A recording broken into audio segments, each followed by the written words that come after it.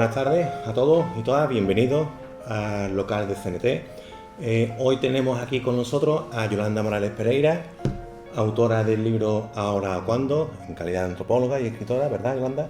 Nos va a contar varias cosas bastante interesantes sobre cosas que sucedieron en el pasado y le paso para a ella para que pueda comentar todo esto que vamos a ver.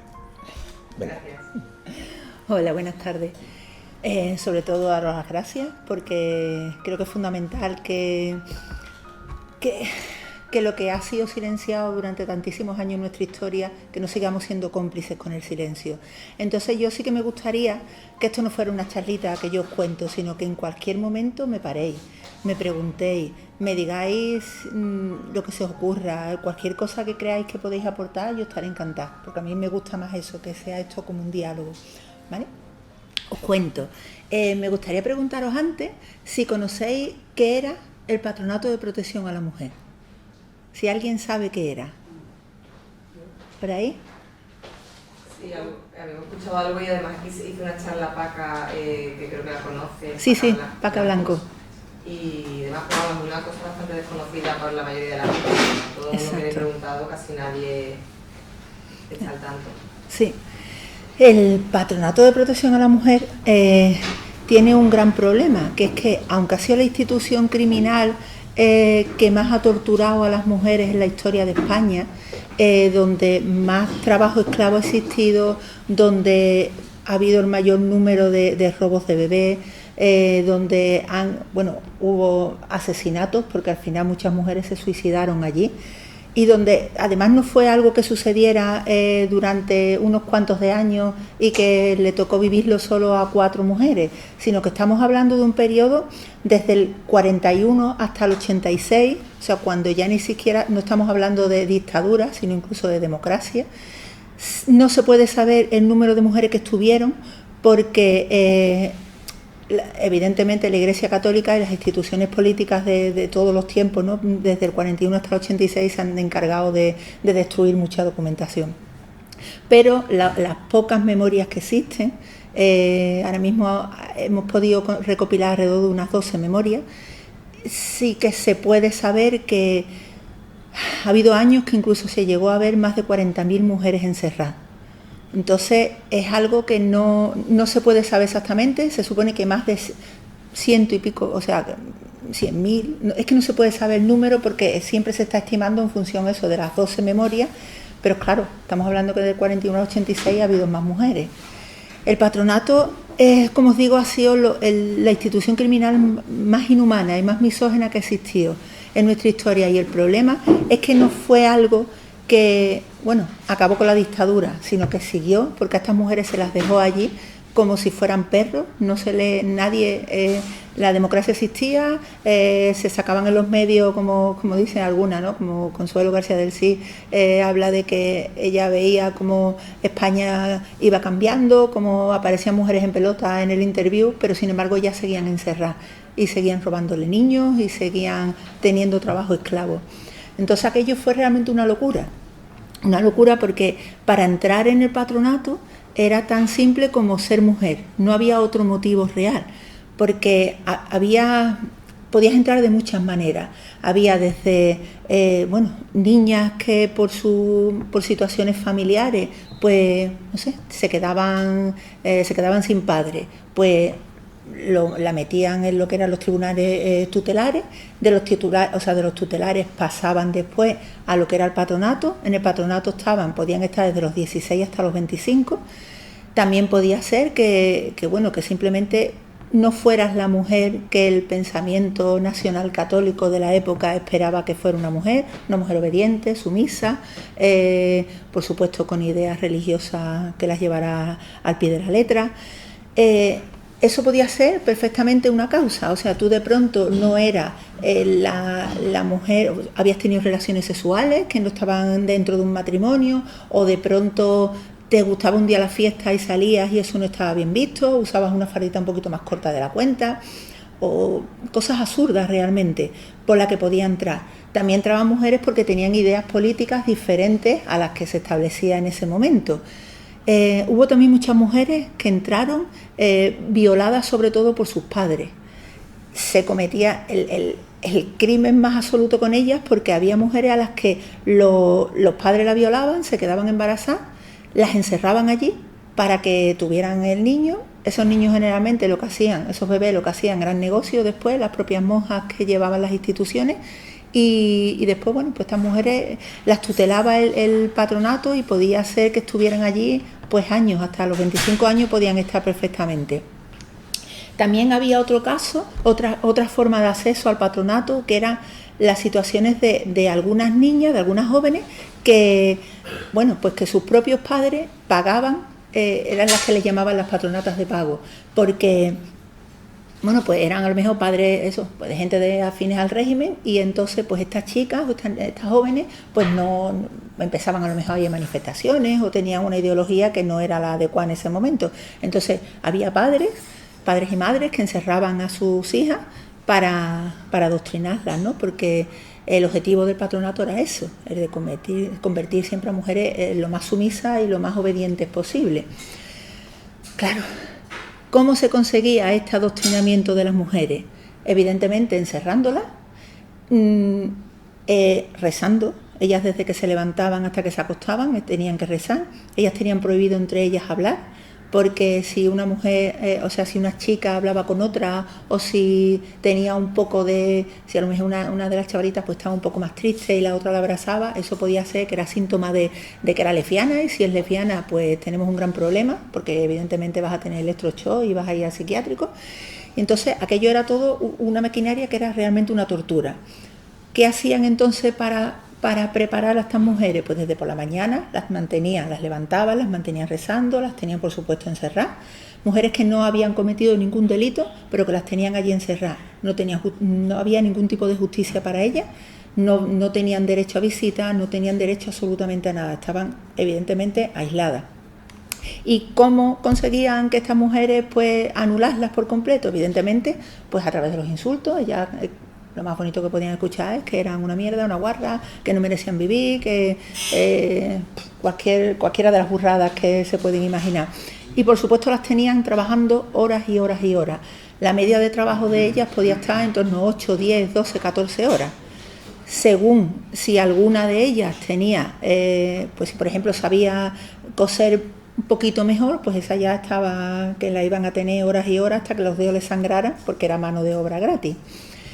Entonces, aquello ha sido una máquina realmente de ganar dinero. Y ganaron dinero tanto las instituciones que estuvieron al cargo de aquello, y por supuesto las congregaciones religiosas que se forraron a costa de estas mujeres, porque ellas no solo fueron mano de obra gratis, sino que fueron carne que dieron a hijos, que dieron a bebés para el negocio de ellas. Esta gente se forraron con ella. Solo hubo los últimos años donde les pagaban una miseria, que eran unas 100 pesetas, hablan algunas, que les pagaban una verdadera miseria, a lo mejor por 14 o 15 horas de trabajo. Además, por supuesto, ninguna ha tenido reconocida una vida laboral en ese tiempo, porque ellas trabajaban pues para adoctrinarlas y para que aquello pudiera estar, para que consiguieran entrar en el redil de la buena mujer. Bueno, pues había una cosa muy hiriente, que era cómo entraban. Las que no entraban porque sus propios padres las metían, o bien porque venían del patronato y pasaban, del protectorado de menores y pasaban al patronato, pues ella podía hacer eso, porque las guardianas de la moral estaban por la calle y de pronto las cogían porque decían que no tenían una moral adecuada, o porque sus propios padres decían que las niñas estaban empezando a estar descarriadas y que había que encerrarlas. Entonces, muchas veces era la policía quienes las cogía, las llevaban a los centros de clasificación y las trataban como si fueran realmente, como animales. El proceso más duro que podían vivir desde el inicio, imaginaros lo que es una chica. Os voy a contar, al hilo de esto os voy a contar, mi madre le tocó vivir esta tortura, y por eso lo de escribir el libro de la oveja negra y su bastarda. Bueno, pues mi madre, por ejemplo, me contó que ella por ejemplo, se escapó de casa porque mi abuelo abusaba de ella, entonces se escapa de ella siendo muy jovencita, teniendo 17 años, se pasa unos cuantos de días en la calle, y como mi abuelo la denuncia porque se escapa de casa, Pues ¿qué hacen? La meten la cogen, la esposan y la meten allí. Le pasa por lo que era el centro de clasificación, de observación y clasificación de aquí de Sevilla, que estaba en la calle Alberto Lista, y ahí lo primero que te hacían era imaginaros lo que es una chica que está en la calle, que viene la policía y te coge, que con el previo que has podido estar pasando en tu historia, en tu vida, y lo primero que te hacen es que te meten en una habitación, te abren de piernas, te meten los dedos y comprueban a ver si eres virgen o no. El ser virgen o no te iba a dar un tipo de vida u otra, porque según si eras completa o incompleta, ibas a pasar a unos centros u otros. Ibas a tener, todas iban a rezar, todas iban a trabajar, pero evidentemente las que no eran completas iban a sufrir pues castigos más duros. Mi madre tuvo la mala suerte de que no llegó completa, evidentemente porque alguien ya se encargó de que no lo estuviera. ¿Qué pasó? Pues que, por ejemplo, aquí en Sevilla tenían una costumbre muy bonita, que es que hasta que las doblegaban al principio, pues la mantenían encerradas por completo. Mi madre sufrió aislamiento, no se sabe el tiempo, porque claro, no hay expedientes, no hay documentos, mi madre además ya falleció, y ella tampoco. Cuando a ti te aíslan durante tantos días, tú no sabes cuánto tiempo has pasado allí. Pero en el caso de mi madre pasa una cosa muy curiosa, y es que imaginaros que podemos estar hablando de 100.000 mujeres que han pasado por allí. Bueno, pues hay expedientes en torno a unas 100, y curiosamente mi madre hay un expediente muy chiquitito, y yo ahí descubro que ella, pues los 3 primeros meses, en el que después de que la encierran, va a esposar, le meten sus deditos en condiciones para clasificarla como un animal, pues la meten durante 3 meses en una habitación en aislamiento absoluto, donde ahí en la calle Alberto Lista, donde había un ventanuco, la tenían con un colchón en el suelo y un cacharro para que hiciera sus necesidades, para que se lavara, y bueno, le pasaban comida una vez al día. Condiciones totalmente carcelarias, pero carcelarias además sin absolutamente ningún derecho. Ya no tenían derecho a defensa, a réplica, a juicio, absolutamente a nada. Y recordemos siempre que era simplemente por ser mujeres, que hoy en día absolutamente todas las mujeres estaríamos metidas en el patronato, todas, porque todas en algún momento no somos las mujeres sumisas que quieren la sociedad patriarcal, que a lo mejor en un momento dado no tenemos las relaciones correctas como se quería antes, a lo mejor hemos tenido relaciones con otra persona cuando no estábamos casadas por la iglesia, a lo mejor nos hemos puesto una ropita o un escote un poquito que no era el adecuado, o no tenemos las ideas políticas que tienen que existir. Entonces, comprende un poco lo que era aquello, ¿no? Mi madre, cuando sale de esos 3 meses de aislamiento, donde ella aprendió durante ese tiempo a que no podía llorar en alto jamás, porque si lloraba, siempre le decían las monjas desde fuera, había como una especie de ventanita donde le tiraban la comida, le cogían las cosas de sus necesidades, y donde le decían que si se le escuchaba, que aquello iba a ser eterno siempre. Entonces ella aprendió, y eso lo llevó a rajatabla toda la vida. Ella jamás lloró en alto, porque sabía que no podía llorar en alto, porque eso era un gran delito. Cuando sale de allí, cuando sale del encierro, empieza ya lo que es el sistema normal dentro del patronato. El patronato te levantaba, por lo que dicen algunos supervivientes, entre las 5 y las 6 de la mañana, rezando. Cuando acababas de rezar, te metías en el taller. Generalmente eran talleres de costura, se trabajaba para empresas. Aquí en Sevilla, por ejemplo, pues Corte Inglés, bueno, en Sevilla, en casi todas las provincias de España, Corte Inglés, pero otras muchas empresas se aprovecharon del trabajo de estas reclusas, no, pero sin ser reclusas realmente, porque tenían menos derecho que las reclusas.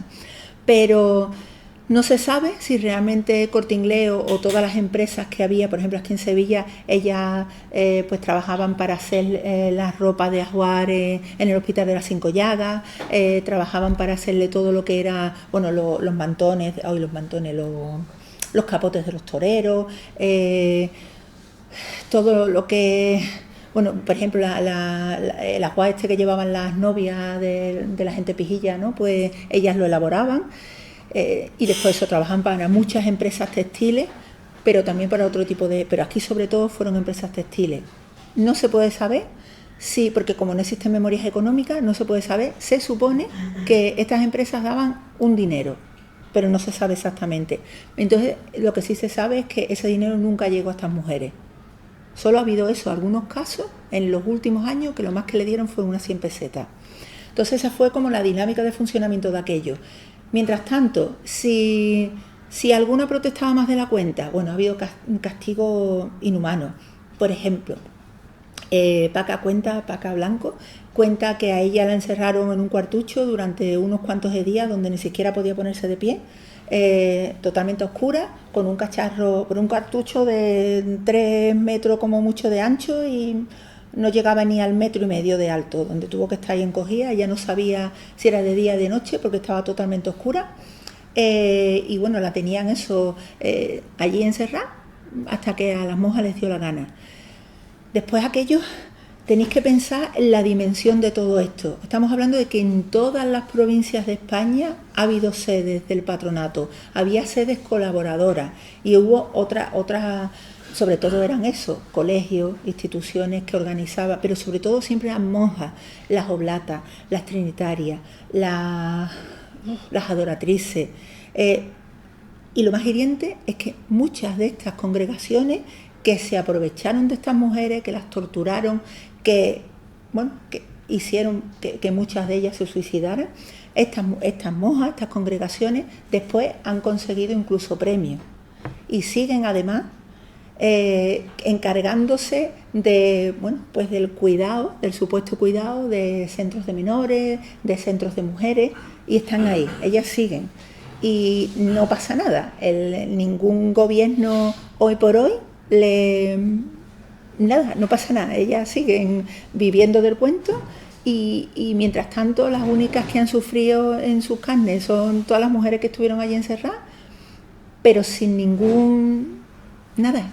Se ha exigido, hubo un acto de reconocimiento, de petición de perdón de la Confederación de Religiosos en España el 9 de junio, donde reconocieron y pidieron perdón por las torturas. Pero bueno, todo con la boca chica, evidentemente. Dijeron que iban a ayudar a que porque se pudieran conocer, que se abrieran los archivos. Hoy por hoy, por más que se piden los documentos, de que las supervivientes están pidiendo documentación a las determinadas organizaciones religiosas, no le dan ninguna nada, porque bueno, como todos sabemos, lo normal es que los archivos de la iglesia, pues los pobrecitos míos siempre se queman, siempre tienen inundaciones y les pasa todo a ellos. Claro, no le pasa nunca a ninguno de los pasos ni de todas las cosas que tienen, pero a eso sí. Y después, para colmo, pensar lo que es que además estamos hablando de que aquello está la dictadura, acaba, pero es que sigue funcionando. Durante la democracia sigue funcionando y llega incluso hasta el gobierno socialista y están allí las mujeres encerradas. Las mujeres se olvidaron totalmente de ellas porque simplemente eran mujeres. Porque si hubieran sido hombres no hubiera pasado lo mismo. Ahí está el gran problema. Y lo más hiriente de esto, yo por ejemplo estoy en el grupo que hay de las supervivientes, ¿no? Y también estoy en el grupo de investigadoras. Pues estamos haciendo una investigación, un rastreo por los medios de comunicación, y es alucinante cómo estas mujeres no han existido. Hasta que acaba el franquismo, solo se habla del patronato de protección a la mujer cuando van a hacer pues una inauguración, cuando llegan y porque han creado un nuevo sitio, y bueno, aparece como eso, se hace la fotito, pero nunca se habla de ella. Y cuando después esto pasa, solo se habla de las mujeres del patronato como delincuentes, pero de todas maneras no es que se hable mucho, pero hay hemos podido encontrar algunos reportajes, artículos, donde se hace referencia a estas mujeres como prostitutas, delincuentes o mujeres de mala vida. Y eso pasa en el 80 y tanto. O sea, que imaginaros lo que es estas mujeres encerradas y les están poniendo ese estigma. ¿Qué ocurre cuando salen? Pues evidentemente estas mujeres, muchas hablaron, muchas denunciaron, pero ¿quién las creyó? Absolutamente nadie. Mucha gente dice, bueno, pero ¿cómo no se sabe nada? Si con la de gente que pasaron, ¿cómo nadie es algo tan desconocido? Pues porque se encargaron de silenciarlas, se encargaron de arrancarle la lengua, como yo digo. Estas mujeres no pudieron hablar porque no las creía nadie. Solo fue hará cuestión de unos 15 años, una de las que estuvo allí, Consuelo García del Cid, pues ella cuando salió, porque ella además en su caso es muy hiriente porque ella entra en el 75 y ella le coge eso, el cambio de régimen, pero ella siguió allí en Serra. Entonces esta mujer se hizo el firme propósito de que el mundo tenía que enterarse de lo que ellas habían sufrido. Pero le costó la misma vida, porque ha sido, y hasta ahora no le están haciendo caso. Ella la han tachado de medio loca, de embustera y de todas las cosas del mundo. Pero bueno, ahí está, ¿no? Gracias a su capacidad de moverse, a su empeño, pues ahí hemos conseguido eso, que se haga, que la Confederación de Religiosos pida perdón. Y también el día 20 de marzo fue, el gobierno ha hecho un acto que nos lo vendieron como que iba a ser un acto de reconocimiento como víctimas del franquismo, pero ha sido una absoluta mentira, ha sido un paripé. Lo que han hecho es a 50 y... no me acuerdo si eran 52, éramos 52, 54, bueno, ponemos 52, no lo recuerdo. Nos han dado un diplomita donde cualquier tipo de juicio que hubiera o cualquier cosa que pasara en la época aquella, pues que no tiene validez. Tú dices, vale, muy bien. Estamos hablando de mujeres, muchas de ellas viven en precario, ahora mismo 2 de ellas están en procesos de desahucio. Estas mujeres realmente la tortura que han pasado, muchas tienen problemas psicológicos gordos y situaciones económicas bastante precarias. Se suponía que iba a haber una cierta reparación, una cierta justicia, memoria. Hoy por hoy absolutamente ninguna, aunque se ponen muchas medallitas a algunos partidos diciendo eso, pero es mentira. Entonces, bueno, llegado a este punto, estamos exigiendo que haya algún tipo de reconocimiento que sea real, un tipo de reconocimiento legal, pero hoy por hoy no existe. No sé si están esperando a que se mueran las pocas que quedan o las pocas que se han atrevido a hablar, pero hoy por hoy no existe absolutamente nada. Solo hay muchas palabritas buenas diciendo que sí, que va a haber una reparación. Hará menos de un mes, hubo una proposición no de ley de Esquerra Republicana donde pidió que se reconociera a estas mujeres como víctimas del franquismo y que hubiera una reparación. Ya sabemos que una proposición no de ley es lo mismo que nada, pero bueno, al final se ha conseguido que se apruebe, pero ¿qué ha hecho el PSOE? Que es el que dice que va a reparar y va a hacer cosas fantásticas. Pues el PSOE lo que ha hecho es que ha puesto una enmienda donde lo que dice es que las posibles indemnizaciones a estas mujeres se va a realizar una vez que se acaben los trabajos de investigación. Se ha propuesto una comisión para la verdad. Esta comisión, desde el día 20 de marzo, todavía no se ha reunido nunca. Si se supone que se va a esperar a hacer unos estudios y después tienen que verificar que estas señoras estuvieron, y eso cuántos años puede tardar, y con lo que viene, porque ojalá y no haya un cambio de gobierno a lo bestia, pero hay muchas posibilidades. Estamos hablando de señoras como Paquita, que tiene 92 años, y además esta señora pasó 22 años de su vida encerrada. ¿A qué esperan? Pero hoy por hoy no hay intención política ninguna. Están jugando con ella, porque yo no entiendo qué pasa ahí. Y bueno, ahí estamos un poco. Entonces, en ese contexto, os voy a contar, no me enrollo ya más, y preguntarme lo que queráis, por favor, ¿vale? Os cuento cómo surge mi libro, porque mi madre siempre me contaba que eso, pues que ella le habían metido en un colegio de monjas, que le habían metido en un sitio donde la castigaban. Ella me contaba eso, pues cómo la castigaban, cómo le hacían coser hasta que le sacaban los dedos, cómo le hacían fregar de rodillas con esparto, con lejía pura. Ella siempre tuvo dermatitis. Me contaba mucho de los castigos, ¿no? Que la mandaron de Sevilla a Baeza, que las patronatas llaman aquello como el penal, porque dicen que era el sitio peor donde te podían meter. Allí te dejaban por la noche y en Baeza, con el fresquito, con un solo camisón, y tenías que pasar toda la santa noche rezando y dándote golpes en el pecho. Dice que hacían turno las monjas y que si ella bajaba el tono de voz, que por supuesto le daban un buen castañazo para que siguieran rezando. Y siempre era por mi culpa, por mi culpa, por mi gran culpa, porque había nacido mujer. Entonces eso eran como los castigos estos. Entonces mi madre me contaba cosas, pero siempre eran cosas como muy, muy veladas, porque ya, claro, evidentemente yo entiendo que quien sufre un trauma así, ¿qué vas a recordar? ¿Qué vas a querer traer a tu mente? Curiosamente, mi madre fallece hace 5 años. Yo sabía pues cositas que ella me había contado, pero yo no sabía que existía una institución tan bestia que se llamara Patronato de Protección a la Mujer. Y hace cuestión eso de unos 2 añitos yo me encuentro con un tío mío, mi tío me plantea, niña, tómate un vinito. Digo, buf, mi tío yo nunca me cayó muy bien, pero bueno, me quedé con él allá en la plazuela y me contó que empezó a despotricar, tu madre siempre fue la oveja negra, tu madre hubo que meterla en un reformatorio. Y yo decía, porra, yo le decía siempre lo mismo, Tito, para porque mi madre ya está muerta. No, tu madre. Bueno, vale. Yo aquel día pues, cogí un cabreo impresionante, lo dejé, desde entonces la verdad que no le he vuelto a dirigir la palabra porque creo que no merece la pena. Y a partir de ahí, pero yo sí que estoy muy agradecida a las burradas que pude decir aquel día, porque a partir de aquel día algo se removió dentro de mí y empecé a rebuscar qué podía ser esto, porque yo decía, este reformatorio del que habla mi tío, que es, curiosamente ese mismo día, veo un documental en la tele y veo un documental que hubo en Radio Televisión Española sobre el Patronato de Protección a la Mujer.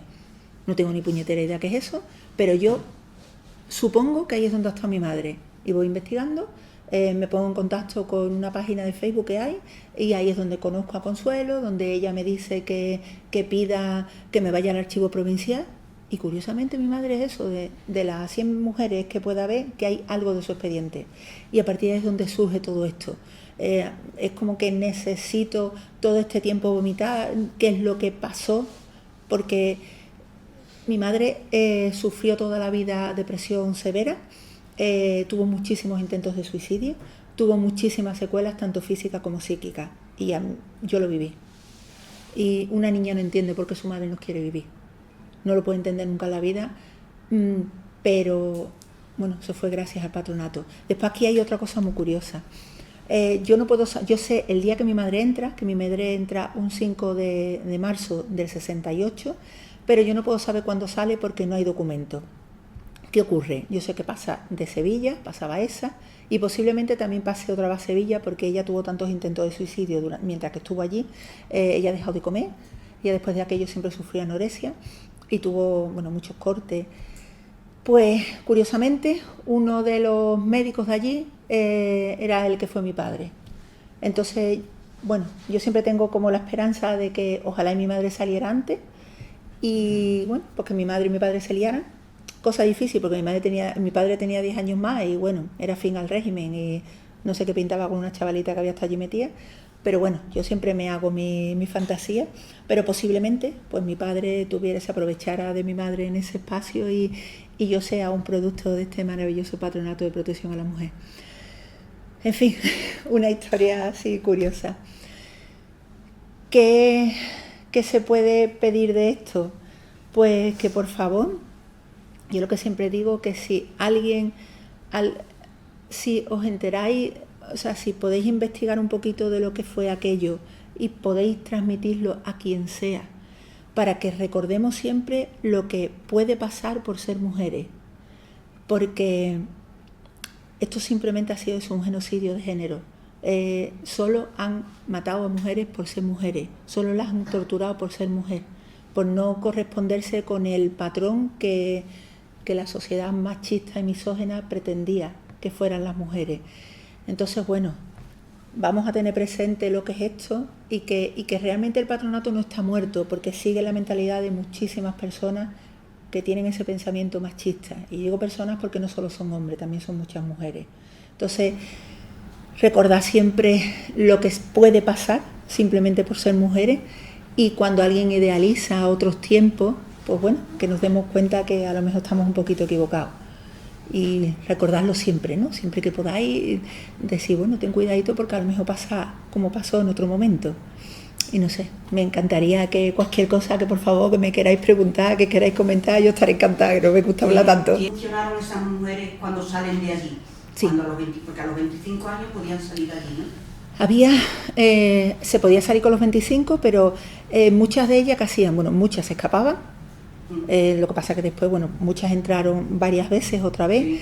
Una forma de salir de allí era, muchas pues tenían eso, dejaban de comer, se ponían enfermas y entonces al final pues alguien se apiadaba de ellas y las volvía a recoger. Y también muchas se casaron y se malcasaron, porque era una manera de salir de allí. Muchas, por ejemplo, yo tengo compañeras que después se casaron con maltratadores y que han pasado el quinario por eso. Yo acabo de descubrir esta tarde aquí que he sido una mujer de esas. Sí, Yo me crié, vamos, desde los... Yo nací en el 58, pero en el 70 mi familia me metieron en un colegio interno, en las Trinitarias. exacto. No me torturaron, como han estado Había los casos que tú has contado, pero sí nos explotaban, porque nos tenían trabajando todo el día. Lavando en máquinas de colegios internos de niños, haciendo labores de la gente rica, trabajando para Velasco, Sí, haciendo prendas Velasco de punto también. para Velasco, Exacto. para Corte Inglés, para Induico también Para le Induico. hemos hecho cosas, y nosotros estábamos todo el día trabajando. Trabajando y rezando. Y bueno, pues claro, privadas de libertad, ahí no se podía salir a la calle, hasta que no llevabas un tiempo podían venir tu familia a verte. En fin, acabo de descubrirlo y yo no sabía que se llamaba así, ni Exacto. sabía que ni por supuesto no nos maltrataban de esa manera, ¿no? Pero sí, en cierto modo, pues eso. No te maltrataron. Y las mujeres que estábamos allí, bueno, las niñas que estábamos allí, pues éramos así, Claro. porque los padres intentaban abusar, porque otras habían abusado, porque otras se escapaban de casa porque a lo mejor los padres digamos que las explotaban sexualmente, o sea, Sí. y casos así de ese tipo de cosas, ¿no? Pero luego pasaba porque era un correccional, eso era, Sí. ¿no? Lo que se oía, que eran correccionales, Sí. este tipo de colegios eran correccionales y era para niñas fuera de la ley, Rebelde, para descarriadas. prostitutas, que se prostituían, que se escapaban, que delincuentes.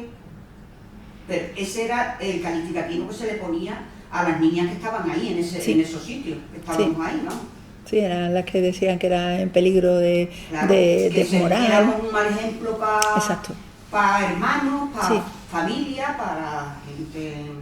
Claro, mi madre, por ejemplo, jamás supo tampoco que ella estuvo en una institución que se llamaba Patronato de Protección a la Yo no, Mujer. yo es que Ella solo creía que trabajaba estaba con lo que tú comentas, en un correccional, en un colegio de monjas, pero el maltrato siempre existió porque os privaron de libertad y Claro. os hicieron trabajar de manera forzosa, porque es que si no trabajabais, no teníais otra, o sea, por narices teníais que estar Yo salí trabajando. con 16 años y con 17 años me casé, Claro, eso era muy común. huyendo de la quema, vamos.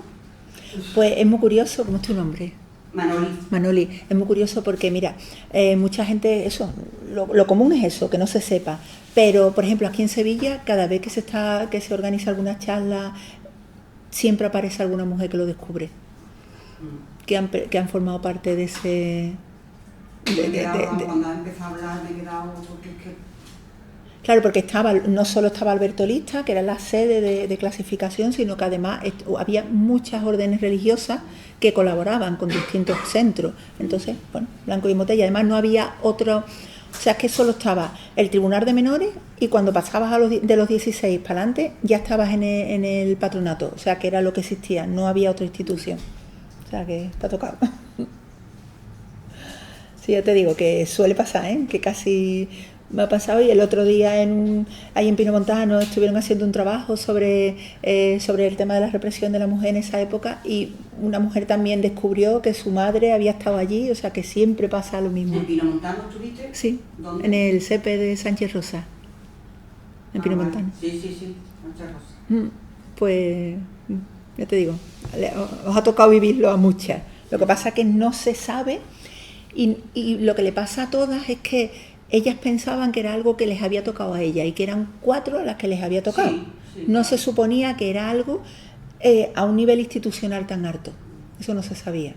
Pero bueno, pues eso ya nos ponemos, ya contactamos porque ya te digo, estamos ahora, hay una entidad, pero estamos organizando ya una asociación porque estábamos solo a nivel autonómico, ahora ya lo estamos montando a nivel nacional y vamos a pedir eso, la reparación y bueno, a ver qué podemos seguir haciendo. Muchísimas gracias. ¿Alguien más que quiera preguntar, comentar?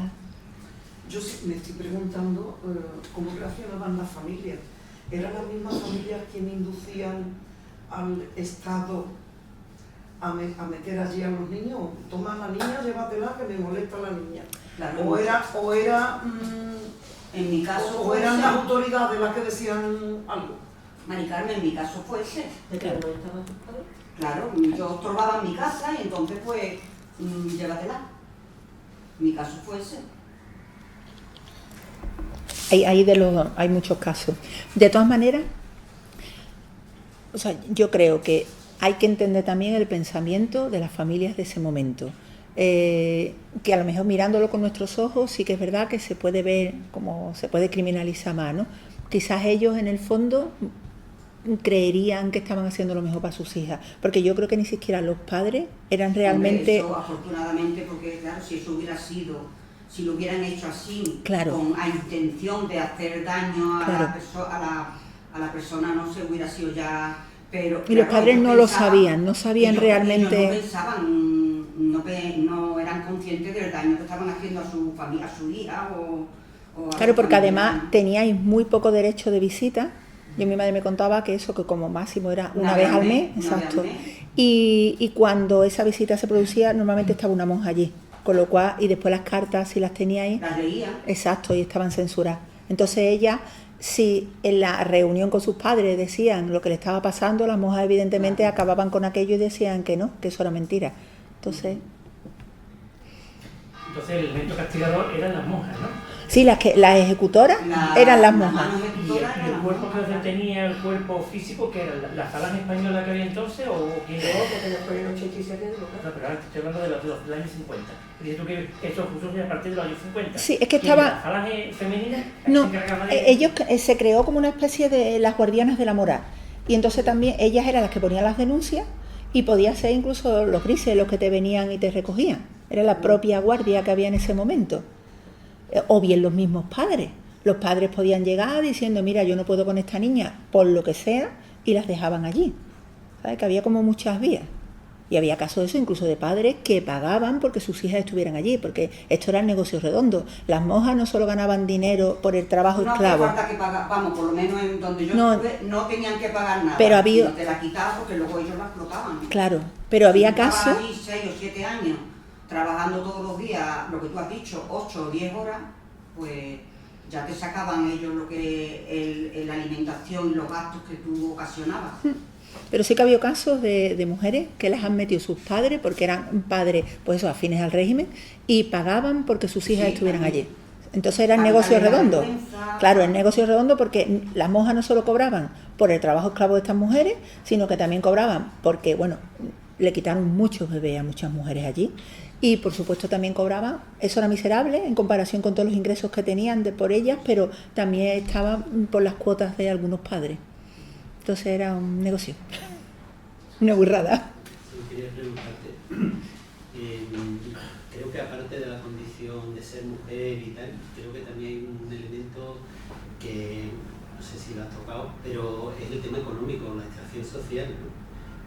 Eran mujeres o niñas que venían de una extracción social humilde y pobre, ¿no? Supongo que sería la inmensa mayoría. La inmensa mayoría. Dudo que una tipo con mucho dinero, una familia de mucho dinero metiera una hija así. Sí ha habido casos. Sí, pero buscarían otros recursos. No. Mira, generalmente es verdad que la mayoría eran mujeres que eran, bueno, pues, un nivel económico bajo, ¿no?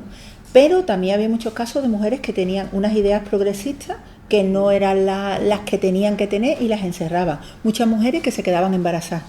Y yo tengo, por ejemplo, una compañera, ¿no?, que sus propios padres, la chica se queda embarazada, sus propios padres la encierran y los padres hacen la madre se pone una barriguita, hace que está y se quedan los padres con la niña.